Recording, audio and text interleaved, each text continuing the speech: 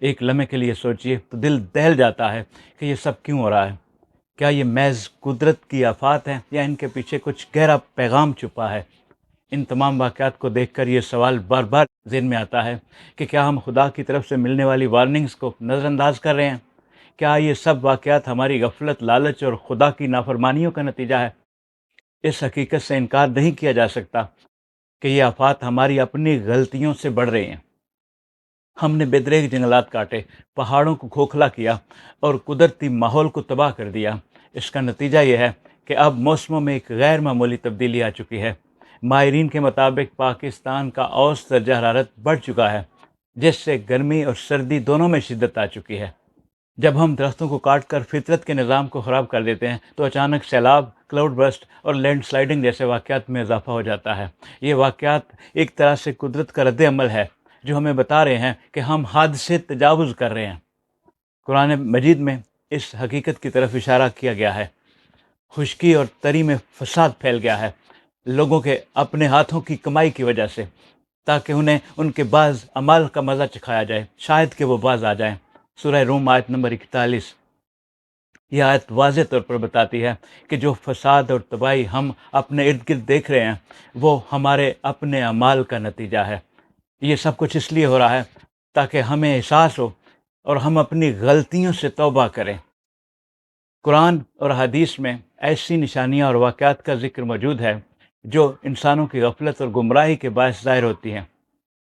یہ آفات دراصل اللہ تعالیٰ کی طرف سے ایک تنبیہ ہے تاکہ لوگ غفلت کی نیند سے جاگیں۔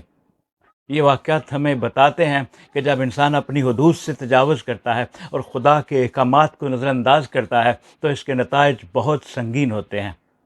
ایک حدیث میں رسول اللہ صلی اللہ علیہ وسلم نے فرمایا، جب تم میں 5 چیزیں آ جائیں تو ان سے اللہ کی پناہ مانگو۔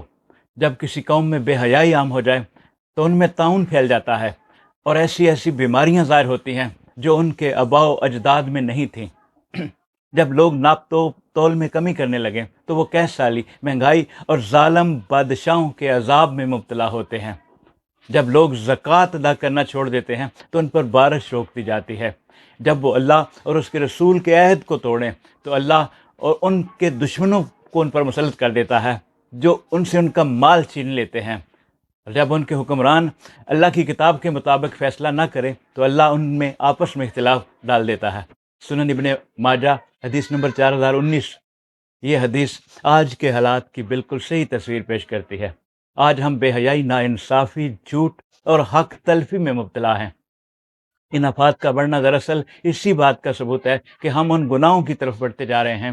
یہ تمام واقعات ہمیں یہ سگنل دیتے ہیں کہ ہمیں اپنی زندگیوں کا جائزہ لینا ہوگا اور خدا کی طرف لوٹنا ہوگا، رجوع کرنا ہوگا۔ یہ واقعات صرف خبریں نہیں، یہ ہمارے لیے ایک الارمنگ کال ہیں، ایک شدید انتباہ ہے۔ کیا یہ واقعات کافی نہیں کہ ہماری آنکھیں کھل جائیں؟ کیا یہ قیامت اور خدا کے قریب ہونے کا اشارہ نہیں؟ اگر ہم نے اب بھی ان نشانیوں کو سنجیدگی سے نہ لیا تو آنے والے حالات اس سے بھی زیادہ خوفناک ہو سکتے ہیں۔ ہمیں اپنی ذاتی زندگیوں، معاشرتی رویوں اور فطرت کے ساتھ اپنے سلوک پر نظر ثانی کرنی ہوگی تاکہ ہم اللہ کی رضا حاصل کر سکیں۔ اپنا خیال رکھیے۔ السلام علیکم۔